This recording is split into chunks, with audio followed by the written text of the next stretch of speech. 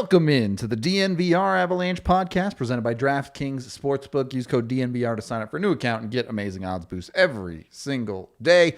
Dr. Dubs is back in the house, dressed up as anything but a doctor for spooky season. I think, well, you know what? This hockey game needed a doctor, actually. So, oh, man, from the start of it, it definitely needed a doctor. Yeesh. It was a weird game. It was, as the title might suggest to you, in the podcast, the Avs and Mild played a very, very sloppy hockey game. But it wasn't bad. I wouldn't qualify it as bad. It was just messy. It was definitely a messy game. It was a fun game to watch. I mean, I'm sure the coaches were pulling their hair out on both benches watching this because the puck's just everywhere. People are just... I mean, it was off the walls. Yeah. I mean, no one could make a good pass to each other for that first 10 minutes. It was brutal. It was hard to watch. I don't think they connected for 3 passes for the first 5 minutes. Yeah, it legitimately, like, both teams. Yeah. One pass and then it sails by a guy or it bounces off somebody's skate or nonsense, but... When both teams are doing it, it doesn't really matter, right? You know, fair is fair, I guess.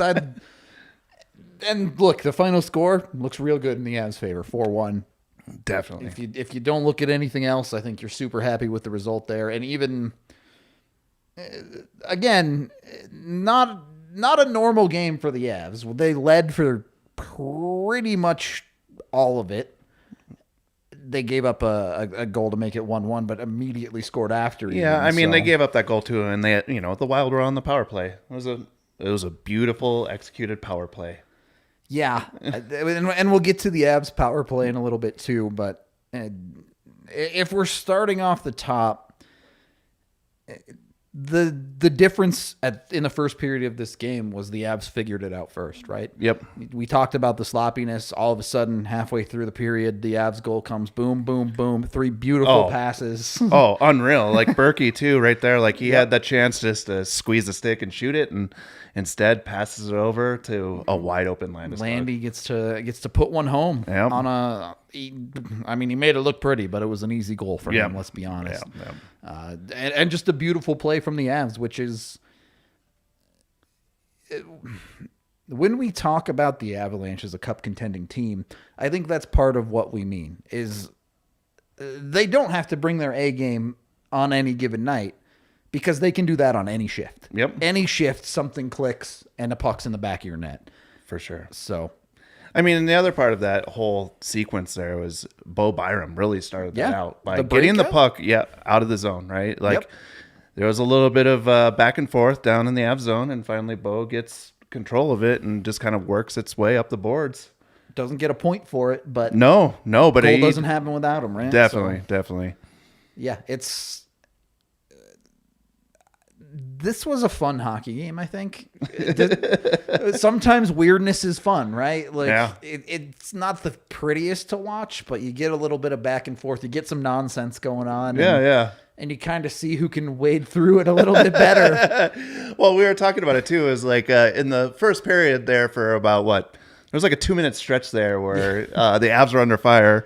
Kuemper made some big saves, got some good blocks, and then also just got lucky, right? Like, there was a few times where the Wild were wide open. There was a wide open net, sticks were tied up, or the backhand flubbed wide, fanned one-timers, things like that. And I mean, that's part of hockey, though, right? Is just getting a little bit lucky. The Avs have had their fair share of fan shots and the like over the past couple of games, so a little bit of karma or something, maybe. Ooh, Landy's hair looks pretty not red in that picture. Yeah. That looks pretty blonde. I don't know. That looks pretty blonde to me. It's not loaded on here, so I can't tell.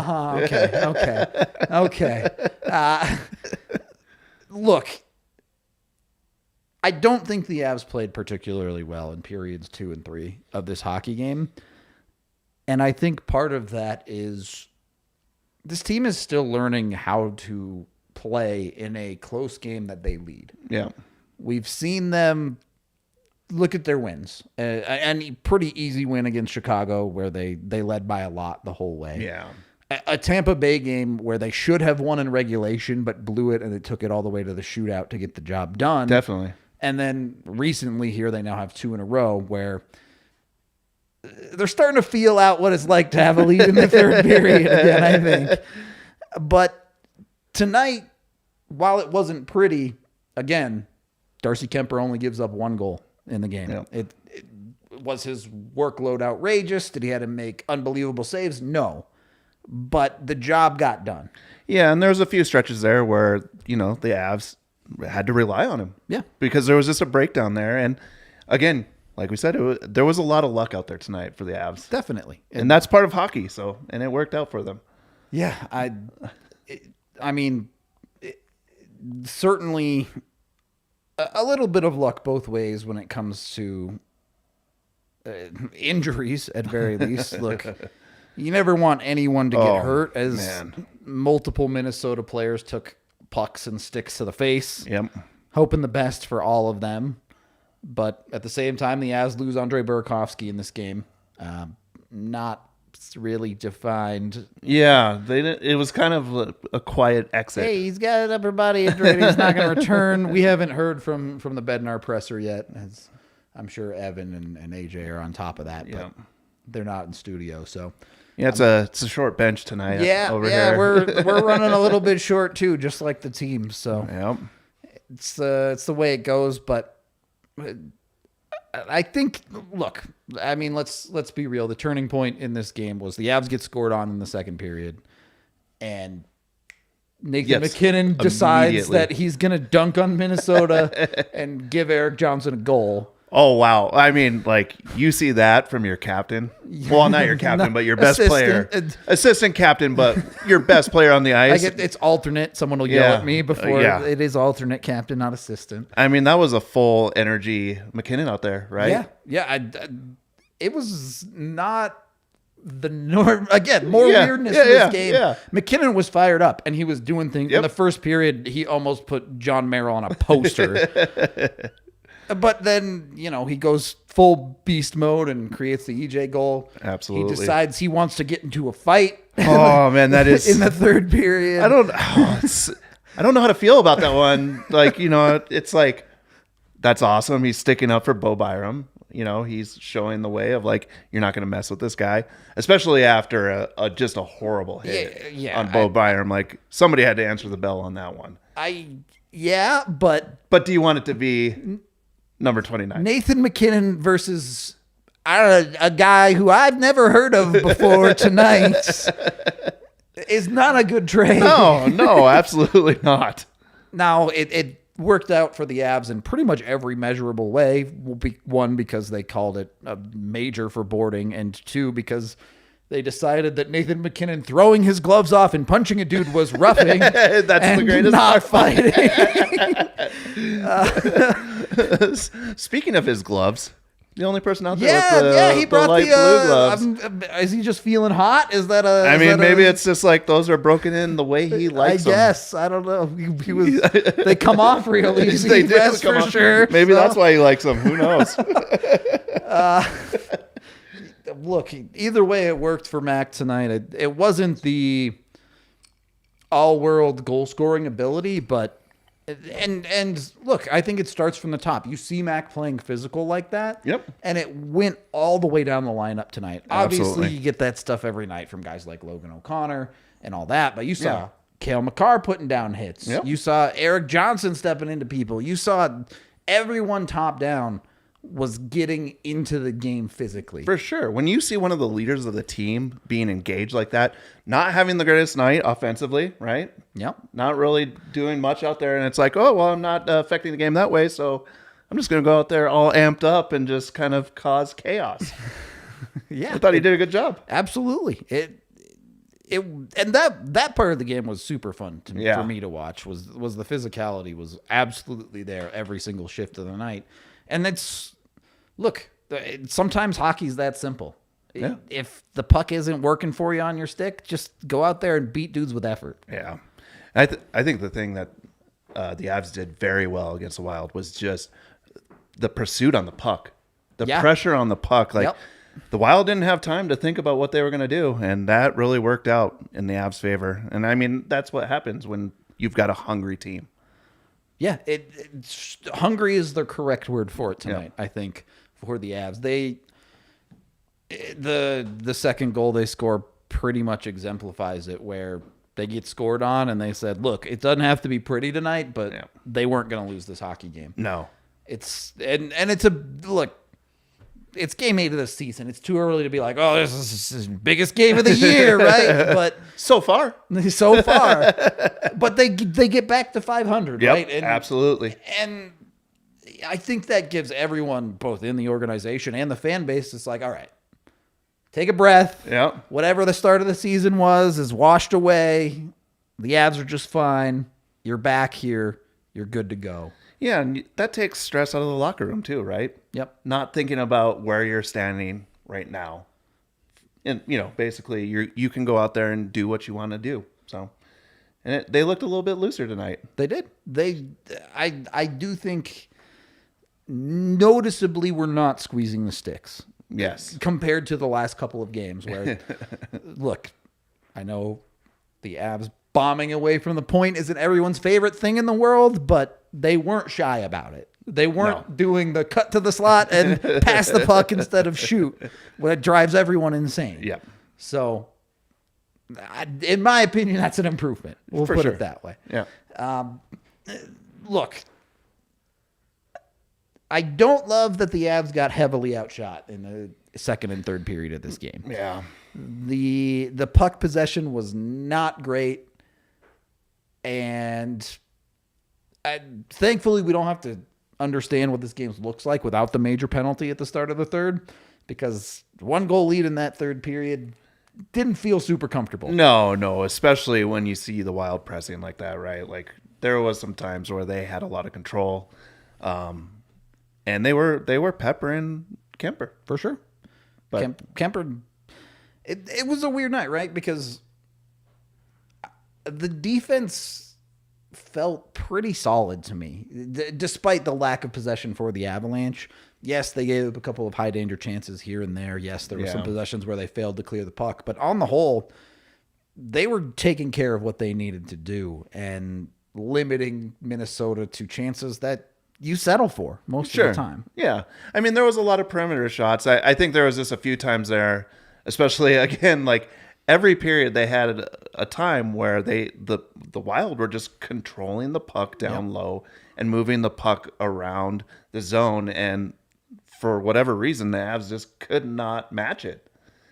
But the shots were perimeter shots, or they were blocked. There was a lot of block shots. Look at EJ's block shot before that goal that he scored. That looked brutal. Yeah, I clearly was not feeling very good on that. Well, I mean, you get that play. The inside of the skate there that's basically like, you're wearing sandals basically at that point.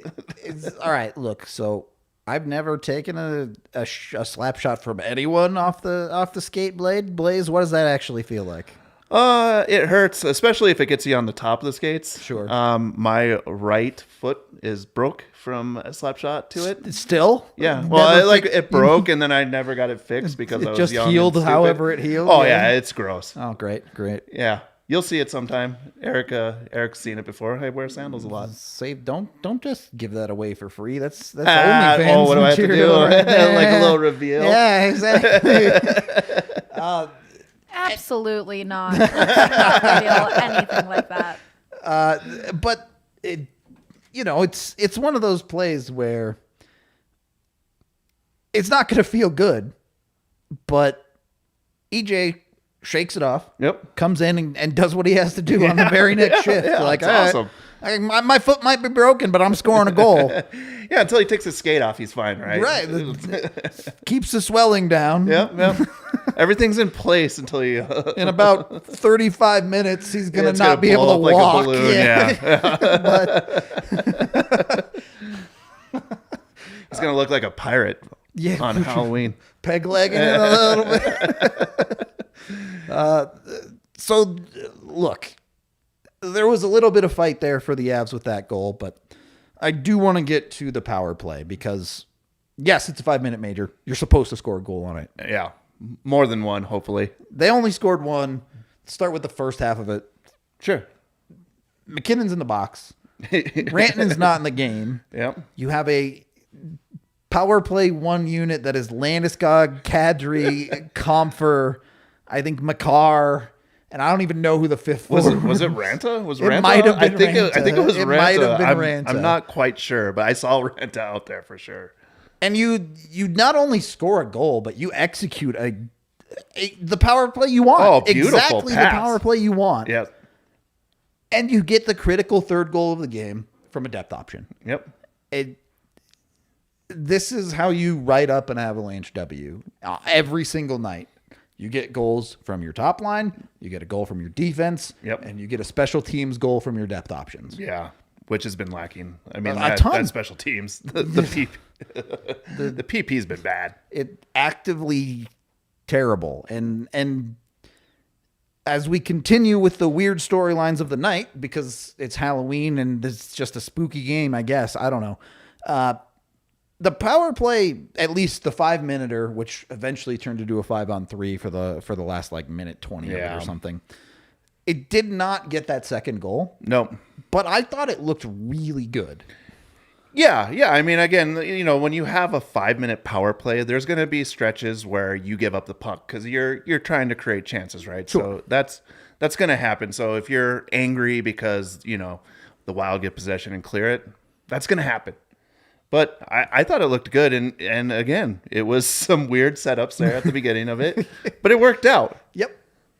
That pass to Kadri, I mean, it might as well came off of Mac's stick.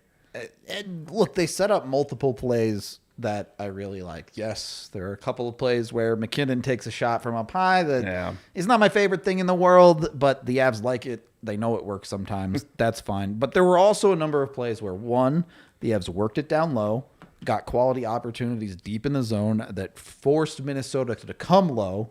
And then after that, they take advantage of sliding McKinnon into the top of the circle. Yeah. And that's the shot that really Mac should be taking, right? Yeah, absolutely. So did I see, I think we talked about it, Sam Girard down in the corner. yeah, that was, so they ran a second unit of, I think it was Girard and Byram as the 2D on the second unit.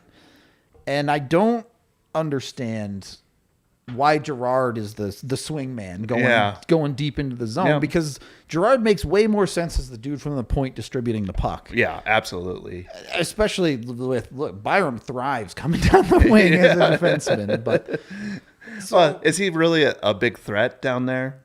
I don't know. Is he? Like, I'm asking the question because I truly don't know. Remains to be seen. Like on the whole, look, Byram's definitely more of a threat to shoot the puck than Girard. I think that's safe to say.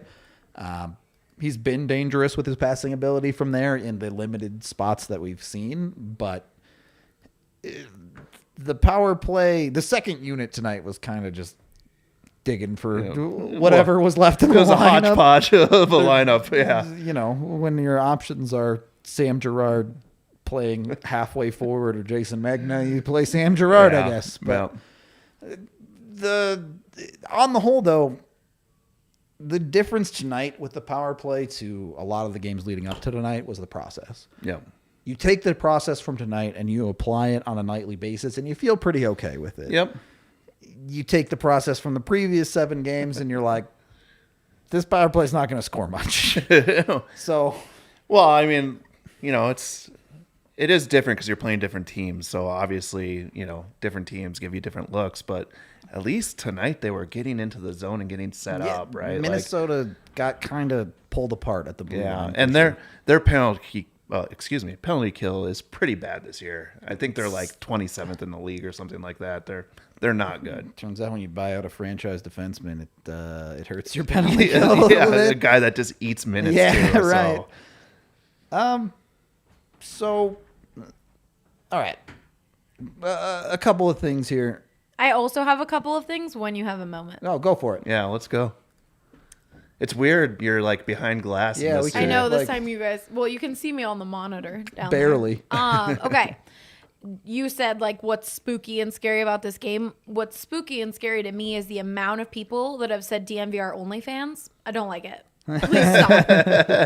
No, thank you. Is it the lighting? It does feel like a little bit of mood lighting. In Studio No, B because of tonight. you talking about showing feet and jorts and everything. That's why DNVR only fans. Second, we had a comment here from Justin saying the quietest I've seen the bar. We are in Studio B. Yeah.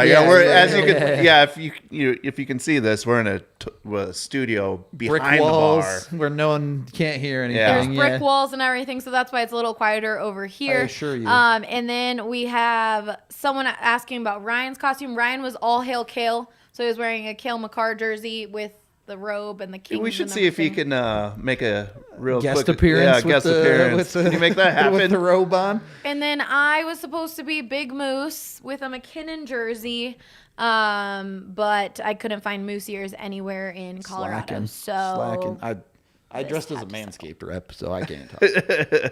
Yeah, you guys didn't dress up, which is a bummer. But okay, and then people were talking about the dual winners lounge. We love to see it. Yeah. Double wins against Minnesota. Both Nugs and Avs beat Minnesota, one at home, one away. Yeah, pretty crazy too, right? That they're both playing Minnesota. It was kind of wild that there's like 10 minutes left in the Avs game and the bar is like celebrating and we're like, this game isn't over yet. Yeah. Something good must have happened in the Nuggets game. Did we get to that super chat? I saw we had one there. Oh, okay. Hey. Kuemper's best game so far, 1 goal against, essentially 967 save. He still looks a little frantic and not quite comfortable behind his D. Yeah, I think that's a fair statement. Some of the rebound control tonight I did not love, but look, he made every single save he had to, basically. Yeah, I thought early on, definitely he was a little squirrely back there. As the game went on, he seemed to kind of get a little bit more feel for the game, stop some pucks. There wasn't as bad as rebounds. Now, again, every period there was some where it was like, Yeah. please make a stop so this can end. But I thought he played pretty well.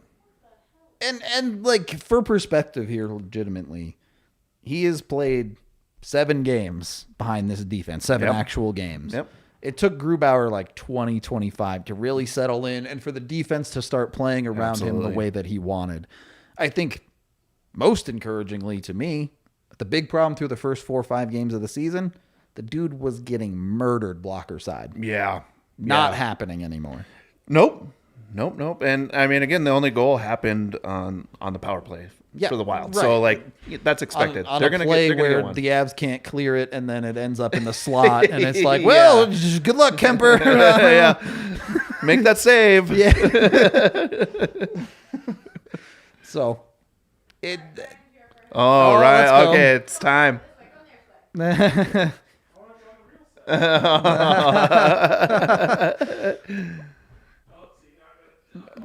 No, there we go. Wave to the people. If the king says it, it has to be true. You So gotta help me with that. There we go. There's the 8. there you go. There we Got go. the jersey. You have to show the 8 That was because it super could clean, be. super good. It could be Kuemper or it could be all hail Kale. So you have to Yeah. make that designation. Has to be pretty clear. See, we got another super chat that I 100% agree with. Knuckle Puck. The Avs made Kaprizov irrelevant in this hockey game. Well, he's been irrelevant this year. He's had one good game. He had a game where he had 3 assists. I think he has 6 assists on the whole year. No goals. 0 goals. I mean, that's bad. Yeah, Because he was a little firecracker last year for the Wild. He basically dragged that team around the ice offensively last year. And the goals that you saw him make last year were unreal too, especially for a rookie. All right, we have the man, the myth, the couch himself, Evan Rawal, tuning in from his floor, I suppose, not from his couch. Yeah, no. Evan, thank you for coming on. How It's you here. doing, first of all? Oh, hold on. Oh, we can't hear you yet. I guess hang on a second. Go for it. How you doing? How about now? All right. No. Definitely still can't hear you. That's fine. All right. Yeah, There we go. Okay, good to go. Evan, first of all, how was Mexico? It was good. Good vibes. Live the dream down there? Yeah.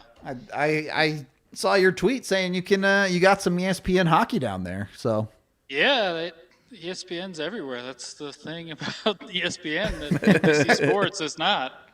True enough. Just we've described this game probably 10 times already as very weird. What are your overall thoughts on this hockey game, Evan? Yeah, the Avs I felt dominated the first, and then it seemed like Minnesota kind of everything the Avs were trying to do. Minnesota was a step ahead of them in the second period. Yeah. So yeah, that's when Kuemper kind of found his footing, I would say, and this was more. I'm hoping this is the start of Kuemper kind of finding a groove because he looked super comfortable tonight. I think that was probably his most consistent game from start to finish, at least for me. And that's why they brought the guy in because even when the Wild were pushing, it just never felt dangerous in any way. It's a good way to put it, yeah. Especially in the third period, I was like, none of this feels, I'm not concerned about any of this right now. Like, he just looked in control, and even the Avs were scrambling a little bit, but it didn't really matter. Yeah, the scary possessions were few and far between, despite Minnesota getting the lion's share of the shot attempts and things like that. So it was certainly effective hockey that way. Let's hit our king of the game here with Evan on the show. There is no doubt about this one. The dude involved in every single Avalanche goal on the night, Gabe Landeskog, leading by example. Was just a monster all the way around. The empty netter was my favorite goal of the night because the Minnesota Wild can't even cheat correctly as Fiala takes the most blatant interference penalty in the history of hockey, and the puck just goes in anyway. I mean, what are you going to do there? Yeah, right. Like, they're going to score, so it might as well. Might as well get your money's worth, I guess. Evan, what made Landy so successful tonight? You know, it's funny. I was going to come on and say I didn't actually love his game. Okay. But then you see he has 4 points, and you're like, okay, well, this team has like 8 forwards right now. Yeah. Jacob McDonald's YOLOing it up front. Yeah, he was not good tonight. No, I looked it up. So when he was on the ice, he had to have 7 shot attempts, and 5 of them were just him. Yeah. So they spent a lot of time in their own end with that line out there. But like I said, Landy, I didn't think he was great. Like, I hated the penalty. That you knew the refs were just waiting for something like that. And he kind of just gave him an easy one to call. But 4 points is 4 points, especially, like I said, when you're missing as many forwards as the Avs are. You're going to take it. And love the goal. Love the primary assist to Kadri, too. So Yeah. it was just all a little bit different. And McKinnon blowing the guy up on the goal is going to get all the play because it was right before. But Landy started in the defensive zone, blowing somebody up to start the whole breakout. So, yeah, I like it when he does that and not punches guys in the face. Or that face-off. That face-off was brutal, too. Yeah, well, it's Don't low fall. sticking. What do you... Yeah. Don't fall onto Landeskog's stick. He blew somebody up in the first period too. Like, I can't remember who it was. It was kind of out of camera. But I mean, it was everybody tonight. We talked about this earlier, right? You had big hits from Jason Megna. Cale Makar was throwing the body around. The Avs just had a physical aspect to their game in this one.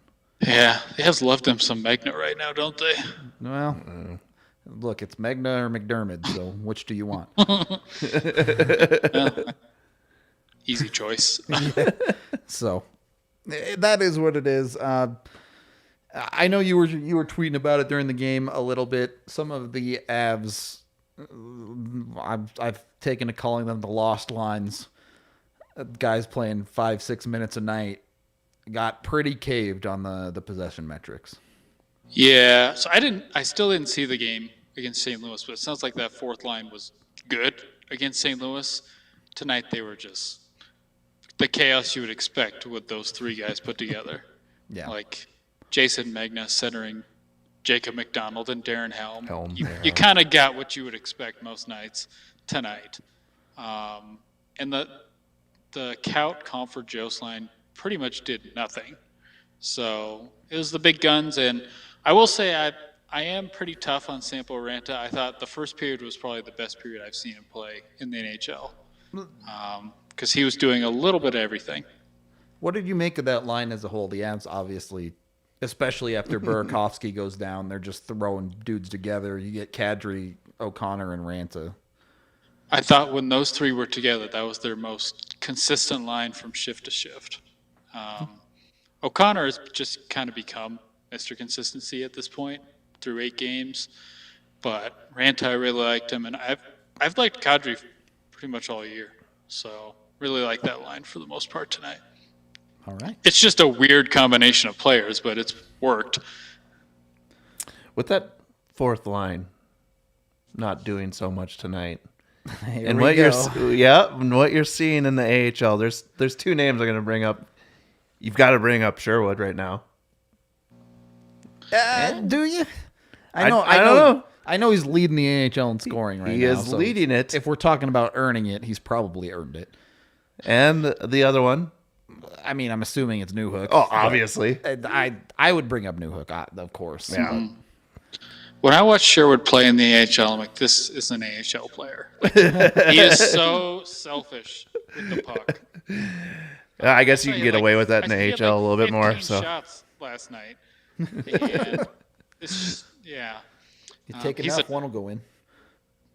I mean, we know what this guy is. He'll come up for one game, look really good, and then just kind of fade away. That's why he's never kind of done anything. Unless I feel like if you're going to, because Bednar kind of hinted at Newhook's not going to be down there much longer, it didn't sound like. yeah, awesome. You're missing Burakovsky now, potentially, day to day. If you're missing Berkey, I don't know how you don't bring up Newhook. Yeah. But This is the perfect time to bring up Newhook and be like, let's give him a chance and play on a scoring line. Like, Yep. we weren't going to do it at the start of the year, and like now this is your chance to give him in a consistent spot in the top 6 and see what he does. Let's go. I'm all for it. Let the Newhook show begin. Yeah. Or put Jacob McDonald on the side. Well, I do want to talk about the defense a little bit. I see we got a couple super chats here relevant to that, so if we can bring those up. Tommy says, Murray showed some quick transition offense, which was nice. AJ said it best. He's finally in a system that lets him showcase his offensive potential. He wasn't perfect tonight, but I thought it was another pretty solid game from Murray. I don't know if it's a confidence thing or what, but you're starting to see him put, I guess, being in a system that he's starting to understand as a defenseman. What started the year as passes that were, you hope they were within 10 feet of a guy, are starting to click a little bit better for him. Yeah, I think he's starting to figure out the game a little bit with with a little bit more time back there. So I can't disagree with anything that you said. I mean, I haven't had any issue with him playing. Yeah. He's got a really good stick in the neutral zone. I think it's starting to show up more. All right. Trevor asks, who wins the Norris first, Makar or Byram? Because Byram is playing a hell of a two-way game. 3 games ago, I'd say Byram looks better right now, but the last couple of games for Cale Makar have been like, okay, he's still Cale Makar. He's starting to feel it a little bit. So, yeah. You can't keep a good player down like that, right? He's had some bad games. Obviously, it looks like his wrist on his left hand is very bandaged. Yeah. So, I don't know. I mean, he's figuring it out again. One of them's on the top power play unit, and one of them's not. That's for the Norris Trophy. That's all that really matters. Let's be honest. Yeah. He's putting up more points. Yeah. What a horrible argument to have. Which one gets one first on your team? Okay. Let's have a Calder conversation with Byram before we start having a Norris conversation there. A little bit of a ways to go. Yeah. Then you got Devon. Wasn't Devon Taves like 8th and 9th, I Norris think, voting last year. year? Yeah. And he's Times- due to be times are back good. any day. So Yeah. You got to be feeling good about the Avs right now. Evan, I knew early in the season you were one of the proponents of saying, hey, look, Jack Johnson has earned the number 6 spot. Is that still the case, or do you think Murray's kind of worked his way back into it? I would rather have Murray in right now because I think Johnson's warts are starting to show more and more. Yeah. That neutral zone pass that almost killed him was just brutal. And then on the penalty kill where Eric Johnson's like got Has one a broken leg. foot. Yeah. Jack Johnson had the chance to like get rid of that puck behind the net, and he just ate it. Like he just ate the puck, and then they were stuck in their zone for at least the full 2 minutes. So Blaze is my witness. I said, just rim that as hard as you can, Jack. Murray seems like he's starting to kind of figure it out, whereas Jack Johnson might be going the other way. But we'll see. I could see them kind of swapping spots here and there. Yep. I look, I'm sure there'll be some level of rotation because Jared Bednar can't go 5 minutes without swapping his lines, let alone an entire game. So, Yeah. going to be some inconsistency. But And let's be honest, at this point, the Avs have like 8 forwards. They might go 7 defensemen. they could. Yeah. They very well Yeah. could. That's true. Where do you sit on the Avs right now, Evan? They're 4-4, back to 500. Is this status quo, all is good in the world again, or is there still a lot of work to do for this team? I've always felt like they're going to be fine. It's just they can't put a team out on the ice right now that Nobody they really healthy. want to Yeah. ice. It didn't matter the other night in St. Louis. They dominated them.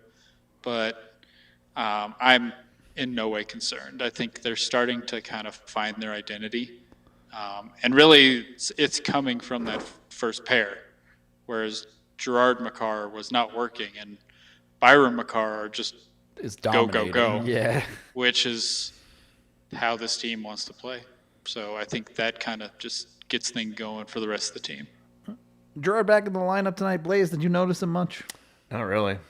Yeah, that's kind of how I felt about it too. I already wrote my grades that was kind of and unfortunately that's a big upgrade on what we've seen most of the year, so I'll take it. Unnoticed is way better than noticed Yeah, poorly. for sure. Definitely. But look, I don't know. The Avs felt like they ended up cruising to a win in a game where they kind of got dominated for 2 periods. Yeah, if you want to have any criticism about the Avalanche right now, it's about closing out games. I mean, they did it tonight, but they didn't do it in a healthy fashion, I wouldn't say. But on the other hand, you have to give it to them. They played it a wild team that is at the top of the conference, right? Yeah, they're second to St. Louis. Did St. Louis lose again tonight? I'm not sure. I'm not sure, but I mean, you got to be feeling good about the Avs right now. They took down 2 heavyweights, and Yeah, let's go. These are the teams you expect the Avs to beat at the start of the year, Yeah. right? And now they're doing it. We got a couple more super chats here. We kind of already answered this first one about the Tays and Murray thing. The other one, that's the one we already answered also. Yeah, and then we just happened to talk about that anyway, where I think everyone, Blaze, you leaning towards Murray as well there? Absolutely, All right now. Were you a defensive defenseman or were you an offensive defenseman? I don't know. I played forward. Now that I'm older, I Yeah. play defense now. So as an adult, are you offensive or defensive defenseman? I'm a definitely stay-at-home type of guy now. All right. Took one too many pucks to the face and decided. I mean, one too many pucks to the face, and you're just getting out of the way of everything. I just kind of stand in there, and hopefully it doesn't hit you in the face. And every now and then I'll rush up the ice, but most of the time I'm stay-at-home. Okay, this is a new one. Yeah. Found the new one. Why are we keeping Rambo, McDonald, Megna up when we have Maltsev, Newhook, Sherwood, and Bowers getting no NHL experience in Fort Collins? Okay. So. Bowers is hurt again. Yeah. Bowers is hurt. Upper and body. Even if he wasn't, we don't need to have the conversation again of whatever it is the Avs want to see out of him. He's not doing clearly. Despite what we may think. I do think his preseason kind of put him higher up the chart, but he literally has not. What has he played 1 game this year? I think it was one. If you can't play, you can't get called up. Yeah. Maltsev, frankly, looked terrible in his couple games of NHL opportunity. And, we kind of already talked about, I think we would probably prefer to see Newhook up over maybe some of these other guys. Yeah. The Ranta one is interesting. The Avs are giving him a proper opportunity in the NHL right now. And if you are saying, hey, look, let's give these kids opportunities, sometimes you need to live with them giving one to the kid that you don't want. It's still an opportunity for the prospects, right? Yeah, I mean, I could see him going down and just getting a little bit more confidence in his game. There's a lot of pucks that are just kind of like thrown away from him, where it almost looks like he's just trying to get rid of the puck so fast that, you know, it looks like his decision making is just not there. Yeah. You just have to wonder how do they see him, I guess. What's the long-term Because if they plan? don't, if they don't see him as like a big offensive guy, like, do they really care if he goes down to the AHL and scores a bunch of points? Like, are they just kind of developing him as like just a guy to go out there and forecheck? Like, that's kind of seems like what they've told him to do at this point. Yeah, but that's not his game, really. Like, he is like deadly when he gets in front of the net, and you haven't seen him in front of the net much. So, I wonder how much of that is his understanding of the game at NHL speed. Can he find the space? Yeah. But look, in a perfect world, the Avs would give opportunity to all of their prospects and they would all succeed. But at the end of the day, especially Bednar has talked about this a lot when it comes to the TOI on the team, when a bunch of these guys are playing minimal minutes. The Avs put themselves in a hole early in the season where they need to win games to get back to 500 or higher, which they've done now. And if they're leading in games, that gives more opportunity to give more time to some of these guys. So we're starting to see those things move in the direction where it's like, all right, maybe they can take more proper looks at some of these guys. But through the first 8 games, there hasn't been a ton of that, really. Yeah. So maybe we'll see some of these decisions get made in game 10, game 15, something like that. Yeah, as far as the rest of those guys, we kind of talked about Sherwood a little bit already. Look, Sherwood, Megna, you could rotate all of those dudes through that spot, and they're all the quadruple A player that show up and probably don't hurt you too much, but don't do a whole lot. So whatever works. I'd rather Pretty much. I'd rather see a healthy Avs team where they're, Yeah, I mean, there's a lot less of those decisions being made. Definitely would be ideal if you're not down Mikko and Berkey and Taves. But look, Avs are working through it right now. Yep. The hope is hopefully the injuries don't pile up any more than they already have. But I mean, it's trending in the right direction right now. oh yeah, the team looks significantly better than they did a week ago. Put it that way. Yeah. So, and Evan, you got any final thoughts on this one? We'll go to you first. No, just like you said, they're working through it. Like, they're kind of dealing with some stuff right now. I felt like, I don't know if I really talked about it. McKinnon really felt like he was starting to crank it up. So if he can start to figure it out, then that's really going to make all the difference, because he's the engine up front. And if you're missing a million guys, we saw it a few years ago when he carried Calvert and Donskoy for like an entire month and put up 2 points per game. If he's going, then I'm not sure it really matters all that much what happens with the rest of the lineup. Yeah.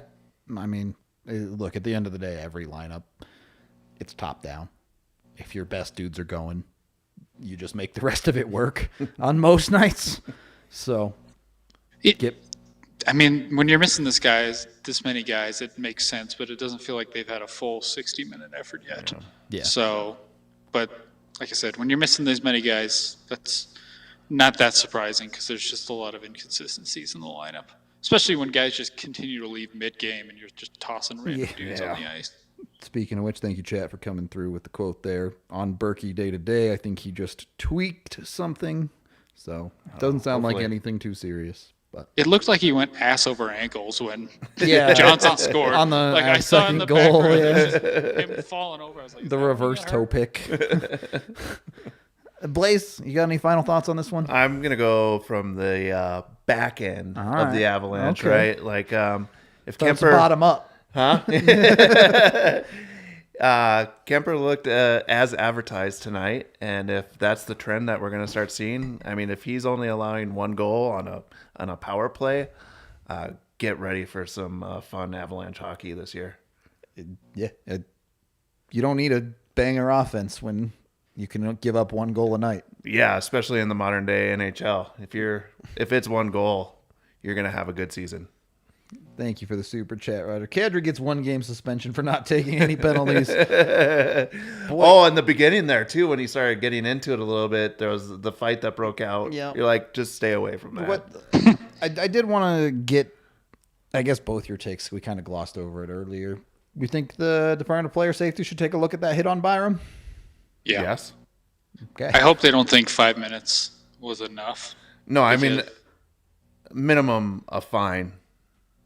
Okay. I think that's the minimum It's that you just see there. it's such a dangerous play. Yeah. Like, especially if you are trying to get cross-checking out, like you're trying to take that serious. Like, that is probably the most dangerous place to do it.